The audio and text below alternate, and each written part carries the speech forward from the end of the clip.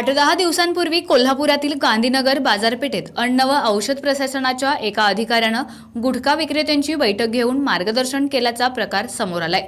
या पार्श्वभूमीवर गांधीनगरमध्ये गुटखा विक्रेत्यांची कार्यशाळा घेणाऱ्या अन्न व औषध प्रशासनाच्या अधिकाऱ्याला हार घालून सत्कार करावा आणि कायदेशीर कारवाई करावी अशी मागणी शिवसेना उद्धव बाळासाहेब ठाकरे करवीर तालुक्याच्या वतीनं करण्यात आली आहे। मुळात कापड, इलेक्ट्रॉनिक आणि जीवनावश्यक वस्तूंची मोठी बाजारपेठ असलेल्या गांधीनगरला गुटखा, मावा आणि बनावट दारू याचं मुख्य केंद्र या अधिकाऱ्याला बनवायचं आहे का, असा सवाल करत शिवसेना ठाकरे गटाचे करवीर तालुका प्रमुख राजू यादव यांनी संबंधित अधिकाऱ्याचा शोध घेऊन त्याच्यावर कायदेशीर कारवाई करावी अशी मागणी केली।